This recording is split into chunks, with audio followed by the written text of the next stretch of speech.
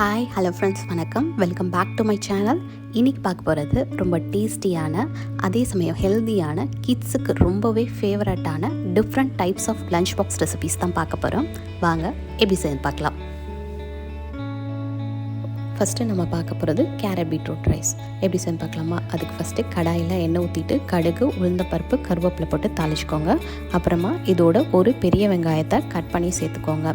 வெங்காயம் லைட்டாக வதங்கினதுக்கப்புறம் இதோட ஒரு பச்சை மிளகாய் சேர்த்து நல்லா வதக்கி விட்டுட்டு அப்புறமா திருவி வச்ச கேரட் பீட்ரூட்டையும் சேர்த்துக்கோங்க. சேர்த்து நல்லா கலந்து விட்டுருங்க. அப்புறமா இதுக்கு தேவையான உப்பு போட்டுட்டு ஒரு 1/2 டேபிள் ஸ்பூன் மிளகாத்தூள், 1/2 டீஸ்பூன் மஞ்சள்தூள் சேர்த்துட்டு நல்லா வதக்கி விட்டுருங்க. மூடி போட்டு ஒரு 5 மினிட்ஸ்க்கு அடுப்பை லோ ஃப்ளேம்லேயே வச்சுடுங்க. நல்லா வதங்கினதுக்கப்புறம் வடித்து ஆற வச்ச சாதத்தையும் இதோடு சேர்த்து நல்லா கிளறி விட்டு இறக்குனீங்கன்னா சூப்பரான ரொம்ப டேஸ்டியான கேரட் பீட்ரூட் ரைஸ் ரெடி. கண்டிப்பாக லஞ்ச் பாக்ஸ் ரெசிபீஸில் இந்த ரெசிபியும் ட்ரை பண்ணி பாருங்கள்.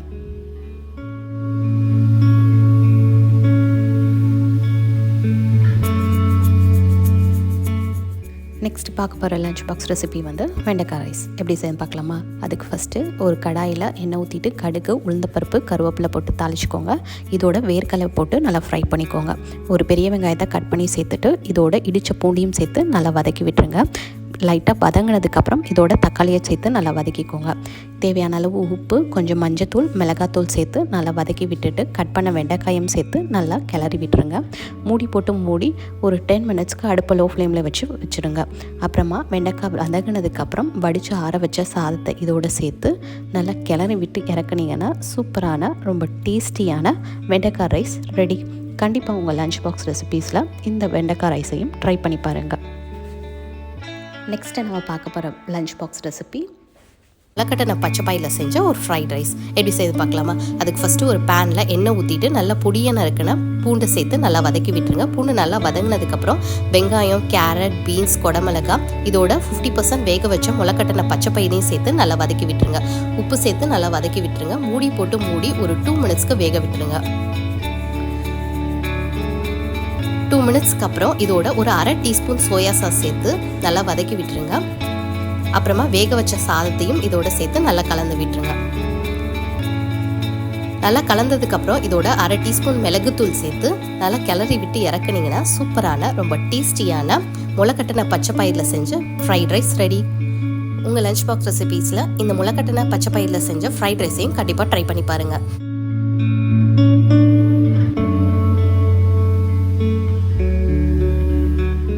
நெக்ஸ்ட்டு நம்ம பார்க்க போகிற லஞ்ச் பாக்ஸ் ரெசிபி ரொம்ப டேஸ்டியான கொரியாண்டர் ரைஸ். எப்படி செய்ய பார்க்கலாமா? அதுக்கு ஃபஸ்ட்டு ஒரு பேனில் நல்லெண்ணெய் ஊற்றிட்டு கொஞ்சமாக உளுந்து போட்டு நல்லா ஒரு கோல்டன் ப்ரௌன் ஆகிற வரை நல்லா ஃப்ரை பண்ணி எடுத்துக்கோங்க.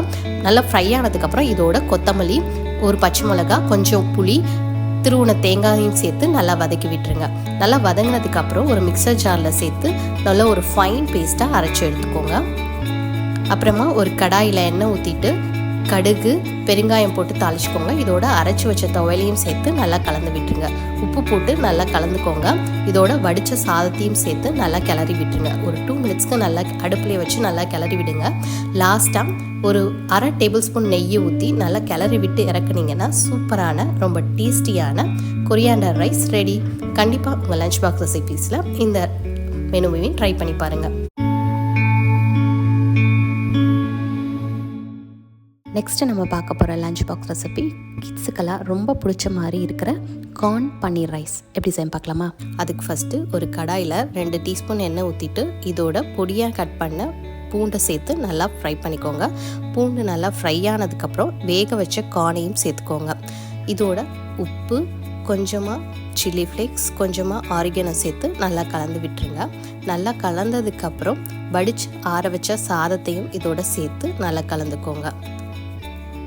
நல்லா கலந்து விட்டதுக்கப்புறம் இதோட ஒரு 1/2 டீஸ்பூன் அளவுக்கு மிளகுத்தூள்,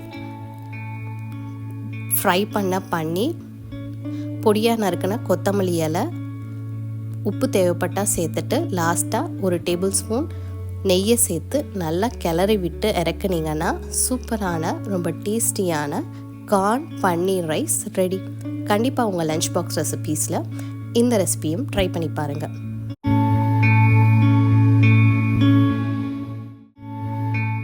நெக்ஸ்ட்டு நம்ம பார்க்க போகிற லஞ்ச் பாக்ஸ் ரெசிபி கிட்ஸுக்கெல்லாம் ரொம்பவே ஃபேவரட்டான வீட் பாஸ்தா எப்படி செய்ய பார்க்கலாமா? அதுக்கு ஃபஸ்ட்டு ஒரு பாத்திரத்தில் தண்ணி ஊற்றிட்டு இதோட கொஞ்சம் எண்ணெய் உப்பு சேர்த்து நல்லா கொதிக்க வச்சுருங்க. தண்ணி நல்லா கொதிச்சதுக்கப்புறம் இதோட வீட் பாஸ்தாவை சேர்த்து நல்லா வேக வச்சுருங்க. வெந்ததுக்கப்புறம் ஒரு வடிகட்டியில் நல்லா வடித்து தனியாக எடுத்து வச்சுக்கோங்க. அப்புறமா ஒரு கடாயில் எண்ணெய் ஊற்றிட்டு இதோட 5-6 பல் பூண்டை நல்லா பொடி பொடியாக கட் பண்ணி சேர்த்துக்கோங்க. பூண்டு நல்லா ஃப்ரை ஆனதும் இதோட வெங்காயம், கேரட், பீன்ஸ், கேப்சிகம் சேர்த்துட்டு இதோட கொஞ்சம் உப்பு சேர்த்து நல்லா வதக்கி விட்டுருங்க. அப்புறமா மூடி போட்டு மூடி 2 மினிட்ஸ்க்கு மீடியம் ஃப்ளேமில் வச்சு நல்லா வேக வச்சுருங்க.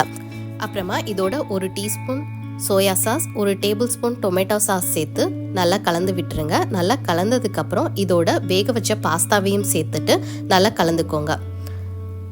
எல்லாம் நல்லா கலந்ததுக்கப்புறம் ஒரு 2 மினிட்ஸ் அடுப்பை லோ ஃப்ளேம்லேயே வச்சுட்டு நல்லா குக் பண்ணி எடுத்தீங்கன்னா சூப்பரான ரொம்ப டேஸ்டியான வீட் பாஸ்தா ரெடி.